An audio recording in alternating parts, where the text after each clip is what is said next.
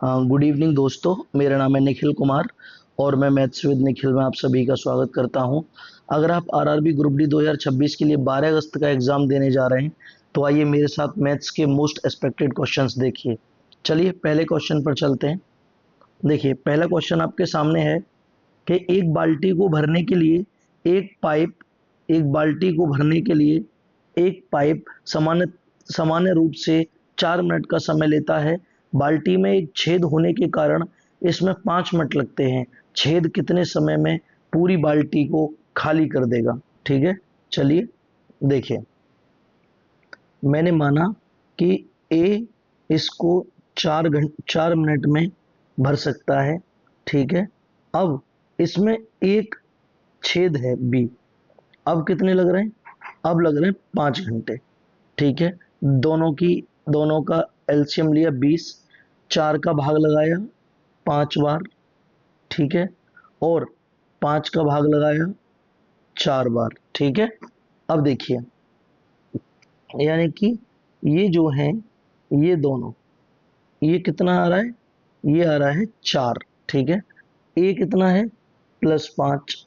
अब मैं इसको क्या रखूं बी को कि ये 4 आ जाए, क्योंकि ये छेद है बी, यानी कि -1 रख दो।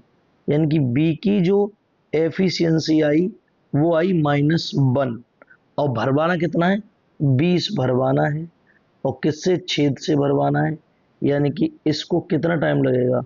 इसको लगेंगे 20 मिनट इन खाली करने में। 20 मिनट छेद पूरी टंकी को खाली कर देगा। यानी कि option number 1 is the right answer. अगला क्वेश्चन देखिए।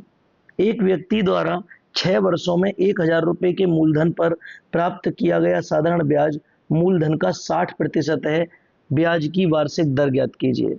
देखिए 1,000 का 60%, 1,000 का 60%, 0 से 0, यानी कि ब्याज कितना है? 600 रुपये। ठीक है, तो देखिए अब रखिए, फॉर्मूला लगाइए। सिंपल इंटरेस्ट बराबर PRT अपॉन 100। ब्याज कितना प्राप्त हुआ है? 600। मूलधन कितना है? 1,000 रुपये। और हमें रेट निकालना है और टाइम दिया है 6 साल। ठीक है, चलिए अब इसकी काट पीट करते हैं। 2 जीरो से 2 जीरो कट गई, 1 जीरो से 1 जीरो, इस 6 से ये 10 बार। यानी कि आपका जो रेट आएगा आपका जो रेट आएगा आर बराबर वो आ जाएगा 10%। ठीक है, option number 4 is the right answer. अगला क्वेश्चन देखिए। साधारण ब्याज पर उधार दिया गया एक निश्चित मूलधन 2 वर्षों में 1,200 रुपये और 4 वर्षों में 1,600 रुपये हो जाता है। यानी कि हो जाता है तो वो क्या है? ये एक अमाउंट है दोनों, और अमाउंट में हमेशा क्या होता है? अमाउंट में होता है प्रिंसिपल प्लस ब्याज। ठीक है, तो देखो 2 साल में कितना हो रहा है? 1,200 रुपये। इसमें प्रिंसिपल भी है और ब्याज भी है। और 4 साल में कितना हो रहा है? 4 साल में हो रहा है 1,600 रुपये। तो देखिए इन दोनों का डिफरेंस कितना आया? इन दोनों का डिफरेंस आया 2 साल। ठीक है, और इन दोनों का डिफरेंस कितना है? यानी 2 साल में 400 ब्याज मिल रहा है। 2 साल में 400 ब्याज मिल रहा है। तो 1 साल में कितना ब्याज मिलेगा? 1 साल में जो ब्याज मिलेगा वो मिलेगा 200। अब देखिए ये इसमें क्या है? ये 2 साल का है, यानी कि 2 साल 200 का गुणा कर दिया मैंने, तो ब्याज कितना बना? ब्याज बना 400 रुपये। ठीक है, यानी कि इसमें से 1,200 में से अगर मैंने 400 ब्याज घटा दिया तो मेरा मूलधन कितना आ गया? 800। ठीक है, अब क्या पूछा है? मूलधन मेरा आ गया यहाँ पर 800, और 1 साल का ब्याज, यही तो रेट होता है। यानी कि 200 अपॉन 800 गुणा 100। ठीक है, परसेंटेज निकालने के लिए 200 एकम 200, और ये 4 बार, और ये इससे कट गया 25 बार। यानी कि मेरा जो रेट आ गया वो आ गया 25%। ठीक है, option number 3 is the right answer. अगला क्वेश्चन देखिए। कह रहा है कि ए बी और कह रहा है ए बी और सी क्रमशः 75,000 रुपये, 90,000 रुपये और 1,05,000 रुपये के निवेश के साथ एक व्यवसाय शुरू करते हैं। एक वर्ष बाद बी को लाभ के रूप में 12,000 रुपये प्राप्त होते हैं। वर्ष के अंत में व्यवसाय से अर्जित कुल लाभ ज्ञात कीजिए। देखिए, ये ए है, ये बी है और ये सी है। इसने कितने दिए? इसने दिए 75,000। बी ने कितने दिए? बी ने लगाए थे 90,000 और इसने लगाए थे 1,05,000। देखिए, अब देखिए आप, 3 जीरो इसकी कट गई, इसमें 90,000 थे ना। हाँ सॉरी, एक सेकेंड, इसको 90,000 लिख ली, 90,000, ठीक है। अब देखिए, 3 जीरो इसकी कट गई और 3 जीरो इसकी कट गई, ठीक है। 15 से काटा 5 बार, 15 से काटा 6 बार और 15 से काटा 7 बार, ठीक है। 15 से काटा 7 बार। अब क्या कह रहा है, देखिए, बी को लाभ के रूप में, यानी कि बी की 6 की जो वैल्यू दी है वो दी है 12,000 रुपये।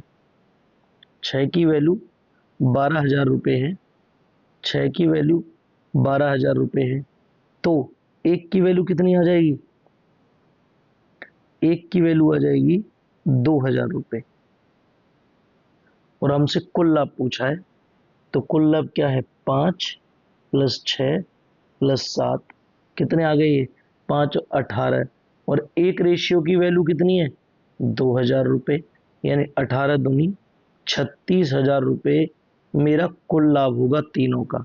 Option number 2 is the right answer. अगला क्वेश्चन देखिए, ये कह रहा है कि यदि ए अनुपात बी बराबर 2:3 है और ए अनुपात सी बराबर 1:4 है, यदि सबसे बड़ी और सबसे छोटी संख्या के बीच अंतर 30 है, तो ए बी और सी के मानों का योगफल ज्ञात कीजिए। देखिए, रेशियो A/B और मैंने सी मान लिया ये, ठीक है। यहां पर देखिए, ये क्या दिया है? ये दिया है 2:3 और A/C क्या दिया है? 1:4। अब इसको सोल्व करो, तो क्या करते हैं, बराबर वाले को यहां रख देते हैं, इस बराबर वाले को यहां रख देते हैं, ठीक है। अब ये क्या आया? 8, ये आया 2 और ये आया 3। अब क्या कह रहा है सवाल में पढ़ो, कह रहा है सबसे बड़ी और सबसे छोटी, सबसे बड़ी और सबसे छोटी, इन दोनों के बीच अंतर कितना है? 6। नहीं, 6 नहीं, 30 दिया है। 6 नहीं दिया, 30 दिया है। तो एक की वैल्यू कितनी आ जाएगी? एक की वैल्यू आ जाएगी 5। अब तीनों का योग पूछा है, 8 और 2 10 और 3 13, यानी कि कितने आ गए? 13। और एक रेशियो की वैल्यू कितनी है? 5, यानी कि 13 पंजे 65 is the right answer, option number 4।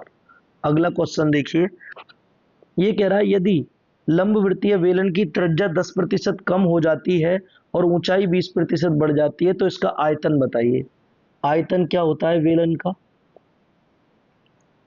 बेलन का आयतन होता है पाई, तो कांस्टेंट होता है, और आर होता है स्क्वायर और एच, यानी कि आर और एच, ठीक है। तो क्या हो रहा है? 10% कम, यानी कि 10% कम हुआ, उसके बाद फिर 10% कम हुआ, उसके बाद ये बढ़ गया कितना? 20%, ठीक है। अब देखिए, अब इसे हम काटने जाएं अगर, तो देखिए, ये 3 बार और ये 5 बार, 55 25, यानी कि ये आ गया 250 अनुपात 9 × 81, 81 तिया 243। कितने की हानि हो रही है? ये जो है हमारे पास जो निकल कर आया है वो 7 की हानि 250 पर हो रही है। गुणा कर दो 100 से, 5 बार 50 से 2 बार, यानी कि आपका जो आंसर आएगा वो 14/5, 14/5। तो 14/5 को क्या लिख सकता हूँ मैं? इसको लिख सकता हूँ मैं 2.4/8, यानी कि 2.8% की क्या आएगी? ये आएगी कमी। ठीक है ना? यानी option number 3 is the right answer. अगला क्वेश्चन देखिए, ये कौन सा क्वेश्चन है? यदि x प्लस 1/x बराबर 7 है तो x Q plus 1/x Q की वैल्यू बताइए। इसका फॉर्मूला बताया था, अगर x प्लस 1/x बराबर p दिया हो और x Q plus 1/x Q निकालना हो तो ये होता है पी क्यू माइनस 3p। और यहाँ पर p की वैल्यू कितनी है? p की वैल्यू है 7। इसका मतलब 7q माइनस 3 × 7। 7 का क्यू कितना होता है? 343 माइनस 21 बराबर 322 is the right answer, option number 4। अगला क्वेश्चन देखिए, यदि a का 90% बराबर b का 30% है, a का 90% बराबर है b के 30% के, तो देखिए परसेंट से परसेंट गायब और 30 से ये 3, यानी कि a गुणा 3 बराबर b। और इसमें क्या कह रहा है?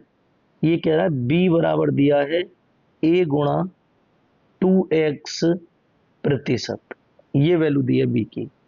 ठीक है, तो b की वैल्यू लगा दीजिए। b की वैल्यू लगाइए। अब आप देखिए a गुणा 3 बराबर a गुणा 2x/100। ठीक है, अब देखो a से a कट गया,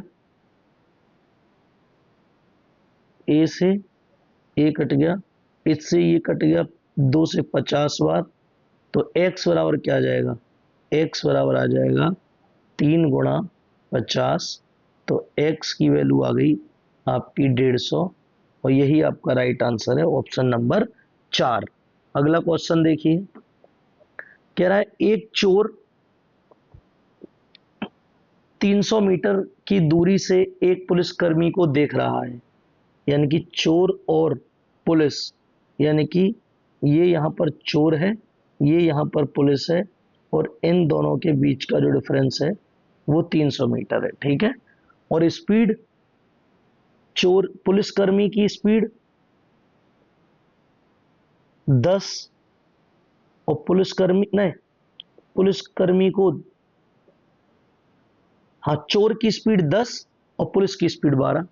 तो देखिए स्पीड का रेशियो देखिए आप, यानी कि चोर पुलिस, स्पीड का जो रेशियो आया वो 10:12।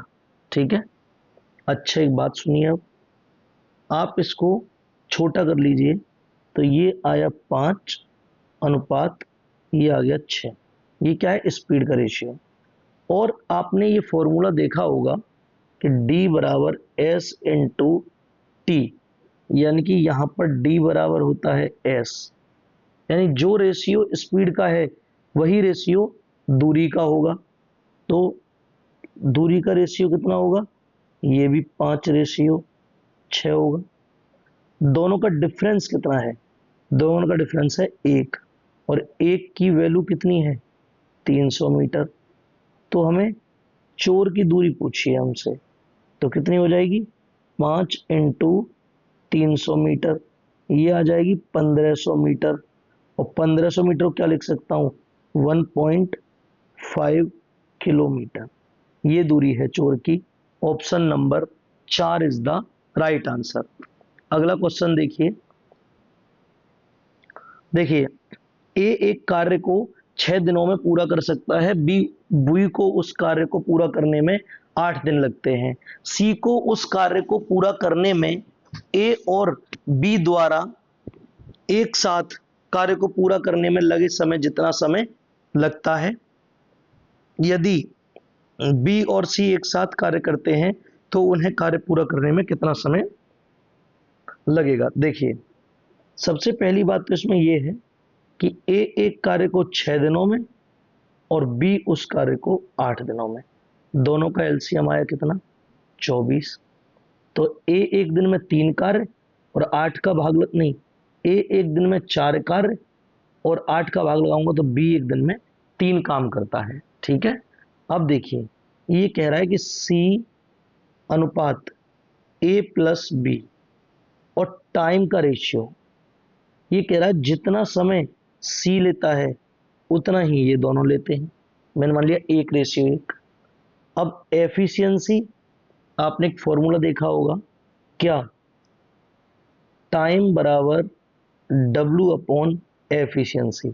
इसका मतलब टाइम जो है वो एफिशिएंसी के व्युत्क्रमानुपाती है, यानी कि अगर टाइम का रेशियो ए रेशियो बी है तो एफिशिएंसी का रेशियो हमेशा बी रेशियो ए होता है। ठीक है, क्षमता का। चलिए अब क्षमता का रेशियो निकालेंगे तो ये भी 1:1 ही आ जाएगा। अब देखिए इन दोनों की क्षमता कितनी है, यानी कि दोनों मिलकर एक दिन में कितना काम कर सकते हैं? 4 और 3, यानी ए प्लस बी दोनों मिलकर एक दिन में 7 काम कर सकते हैं। यानी कि इनकी जो क्षमता है, ये एक की वैल्यू 7 दी है, जब ये एक की वैल्यू 7 दी है तो ये भी 7 होगा। यानी कि सी की एफिशिएंसी जो आ गई वो 7 आ गई। कितनी आ गई? यहां पे मैं निकालूं तो ए की, अब तीनों की एफिशिएंसी लिख सकते हो आप। कैसे? ए की एफिशिएंसी 4, बी की एफिशिएंसी 3 और सी की एफिशिएंसी 7। अब जो काम था कितना? 24 काम हमें बी प्लस सी से करवाना था, यानी कि 24/24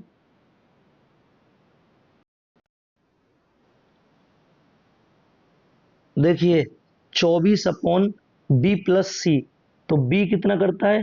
3 और सी कितना करता है? 7।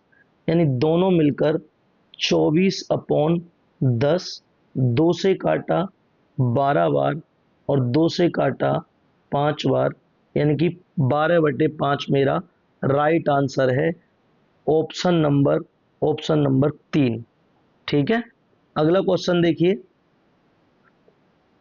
अगला क्वेश्चन, एक एक कार 30 घंटे में 250 किलोमीटर की यात्रा करती है। यह यात्रा के 1/5 भाग को 1/6 समय में पूरा करती है। शेष यात्रा को समय पर पूरा करने के लिए इसकी चाल क्या होगी? चाल क्या होगी? चाल बराबर क्या होता है? D/T। ठीक है, तो देखो एक बात बताइए, 250 मीटर है, ठीक है, और 1/5 भाग पूरा कर लिया है, तो क्या बचेगा? ये बचेगा 250 का 4/5 भाग अपॉन समय कितना है? 30 घंटे। 1/6 समय यूज हो चुका है, तो बचेगा कितना? ये बचेगा 5/6। ठीक है, इसको सॉल्व कर लीजिए। अब आप देखो, इससे काटा इसे कितने बार? 50 बार।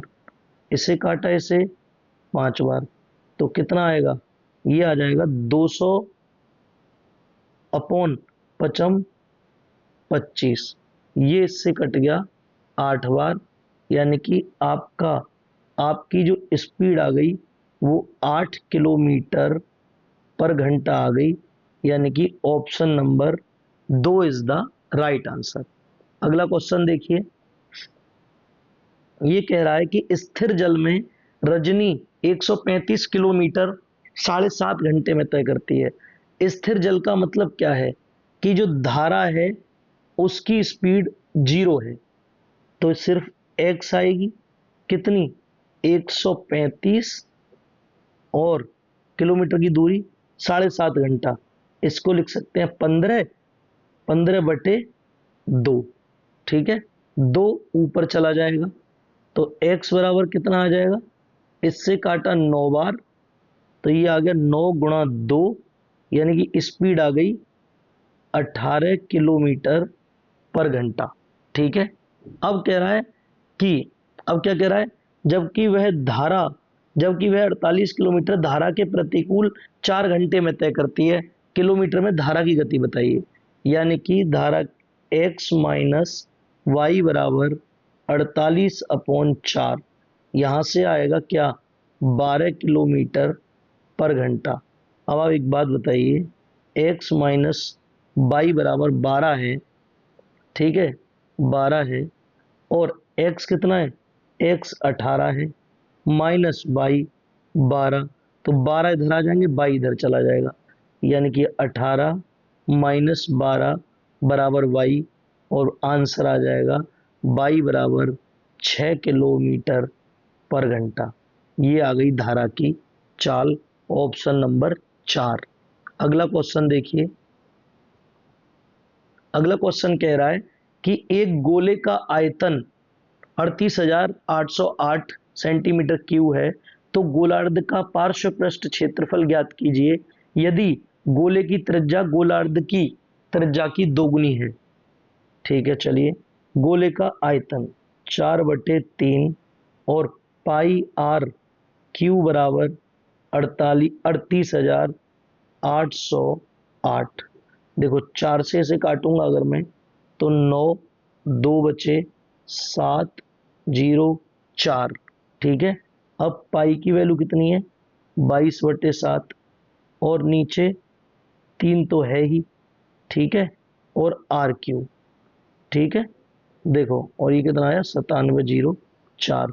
22 से काटा मैंने इसे, मैं इसे 22 से काटूंगा तो कितनी बार कटेगा, 22 चौक 88, 22 चौक 88, यहाँ पर कितना आया, यहाँ पर आया 9, 22 चौक 88, यहाँ पर आया 2, नहीं, ये 2 आएगा ना, ये 4 से कटेगा तो पीछे 2 आएगा, ये 2, 0 2, ठीक है ना। तो यहाँ पे भी 0 2 करो,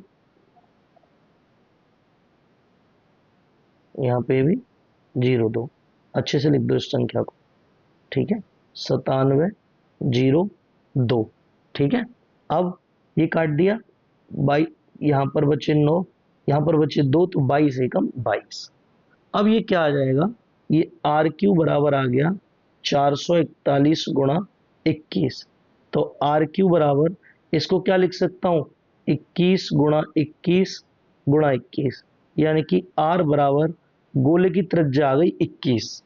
ठीक है, अब कह रहा है कि जो गोलार्ध की त्रिज्या है वो गोले की आधी है, तो अर्धगोला, अर्धगोला को मैंने मान लिया R1, तो ये क्या है, 21/2, ठीक है।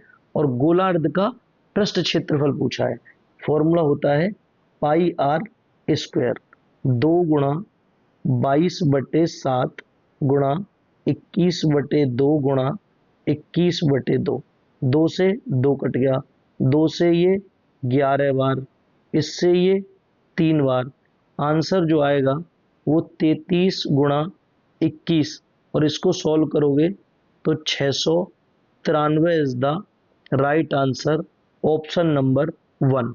अगला क्वेश्चन देखिए, कह रहा है यदि किसी निश्चित मूलधन पर 18 महीने के लिए 5.5% प्रति वर्ष की दर से साधारण ब्याज, समान मूलधन पर 14 महीने के लिए 6% प्रति वर्ष की दर से साधारण ब्याज से 62.50 रुपये अधिक है, तो वह मूलधन कितना है। देखिए, मूलधन P है, 18 महीने, 12 का भाग लगा दिया तो साल बन गया 5.5, ठीक है, माइनस समान मूलधन कितने, 14 महीने, 12 का भाग लगा दिया, साल बन गया, गुणा, और ये 100 तो आता ही है इस फॉर्मूले में, ठीक है, कितना है 6% और गुणा 100, ठीक है। और इन दोनों का जो डिफरेंस है वो डिफरेंस कितना है, 62.5। इसको क्या लिख सकता हूँ, 62.5 को लिख सकता हूँ 125/2, ठीक है। देखिए, P/12 गुणा 100 ले लिए हमने कॉमन दोनों में से, ये बचा 18 गुणा 5.5, 18 गुणा 5.5 माइनस 14 गुणा 6 बराबर 125/2, ठीक है, चलिए अब ये क्या आएगा, इन दोनों का गुणा करूंगा और इन दोनों का गुणा करूंगा, यानी कि P/12 गुणा 100 और 99 माइनस 84 बराबर 125 डिवाइड बाई 2। इससे ये कट गया 6 बार, तो P/600 गुणा यहाँ पर कितना आएगा, ये आ गया हमारा 15, 9 और 6 15 बराबर 125। ठीक है, ये 3 बार और ये 5 से 25 बार और 3 से ये 200 बार। तो प्रिंसिपल जो आएगा मेरा वो कितना आ जाएगा, यानी कि P बराबर 25 गुणा 200, तो प्रिंसिपल आ गया मेरा 5,000 रुपये। यही मेरा राइट आंसर है। Option number 2 is the correct answer. अगला क्वेश्चन देखिए, अगला क्वेश्चन है कि कह रहा है कि ए, बी और सी की औसत आयु 25 वर्ष है। यदि ए और बी की औसत आयु 22 वर्ष है एवं बी और सी की औसत आयु 23 वर्ष है, तो बी की आयु बताइए। देखिए, ए प्लस बी प्लस सी, इन तीनों की औसत आयु कितनी है, 3 गुणा 25 बराबर 75। ठीक है, और ए प्लस बी की औसत आयु कितनी है, 2 गुणा 22 यानी कि 44, और बी प्लस सी की औसत आयु कितनी है, इनकी औसत आयु है 2 गुणा 23 यानी कि 46।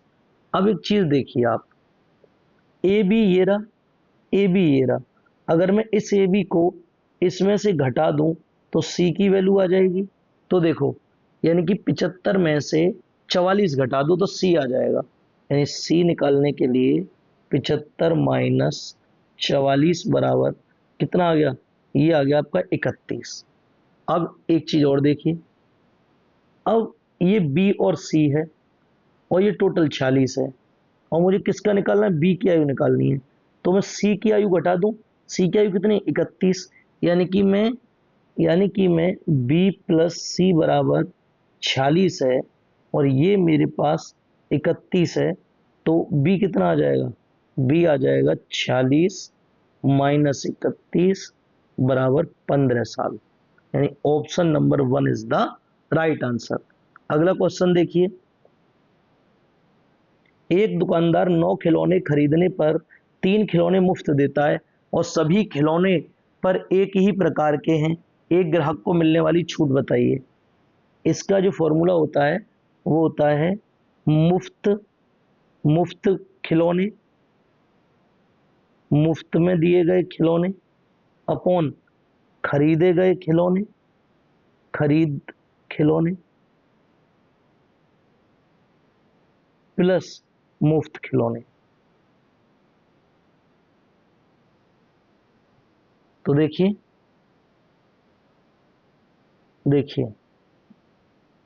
मुफ्त में कितने दिए गए हैं, 3, खरीदे कितने हैं, 9, मुफ्त कितने, 3 बराबर 3 अपॉन 12 गुणा 100। ये 3 से कटेगा 4 बार, 4 से ये कटेगा 25 बार, यानी कि 25% की छूट मिली है आपको। Option number 1 is the right answer. अगला क्वेश्चन देखिए, तीन संख्याएं हैं 4:5:6 के अनुपात में। यदि सबसे बड़ी और सबसे छोटी संख्या का योग 6000 है, सबसे बड़ी और सबसे छोटी इनका योग जो है वो 6000 रुपये है। 10 बैठा, 10 की वैल्यू 6000 दी है, एक जीरो से एक जीरो, तो एक की वैल्यू कितनी आ गई, 600। तो कह रहा है सबसे बड़ी और सबसे छोटी के बीच का अंतर बता दीजिए। तो इन दोनों के बीच का अंतर कितना होगा, अगर योग इनका 10 है तो अंतर आएगा 2, और एक रेशियो की वैल्यू 600 है, तो आंसर आ जाएगा 1200। Option number 1 is the right answer. अगला क्वेश्चन देखिए, यदि सेक थीटा बराबर 13/5 है तब 2 sine theta minus 3 cos theta upon 4 sine theta minus 9 cos theta का मान क्या होगा। देखिए, लाल बट्टे कका साइन कोस 10 और ये क्या दिया है, ये दिया है कोस, और सेक क्या होता है, सेक कोस का उल्टा होता है, ठीक है ना। तो ये कर्ण बटे आधार बन जाएगा। तो कर्ण बटे आधार, किसी ट्रिपलेट में 13 5 दिया है तो ये 12 होगा, क्योंकि अब हम समझ गए कि 5 12 13 एक ट्रिपलेट है, ठीक है। अब यहां से आप वैल्यू निकालिए और पुट करिए, यानी कि 2 गुणा साइन की वैल्यू कितनी आएगी, साइन क्या है, लंब बटे कर्ण, लंब बटे कर्ण, यानी कि साइन आएगा यहां से 12/13 माइनस 3 गुणा कॉस, कॉस क्या होता है, कॉस तो सेक का उल्टा ही है, यानी कि तो सीधा सीधा 5/13 आ जाएगा, अपॉन, अपॉन में क्या है 4 गुणा साइन, सेम 4 गुणा साइन माइनस 9 गुणा कॉस, ठीक है, बराबर, देखिए 12 दूनी 24/13 माइनस 3 पंजे 15/13 अपॉन 12 चौक 48/13 माइनस 9 पंजे 45/13, ठीक है। तो ऊपर से कितना आएगा, अगर मैं और सॉल्व करूं इसे तो देखो ऊपर से क्या आएगा, 24 में से 15 गए तो 9/13 अपॉन ये आएगा 3/13, इसको मैं क्या लिख सकता हूं, 9 गुणा 13 अपॉन 13 गुणा 3, क्या होता है इसमें, चौथा जाता है सबसे ऊपर और सेकंड वाला आता है इसके साथ, ठीक है।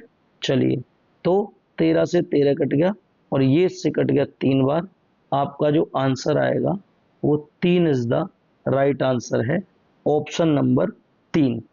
चलिए अगला क्वेश्चन देखिए, ये कह रहा है अगले क्वेश्चन में कि ये कह रहा है जब एक पूर्णांक n को 7 से विभाजित किया जाता है तब शेषफल 3 आता है, यानी कि n को 7 से विभाजित किया गया तो शेषफल आया 3, ठीक है।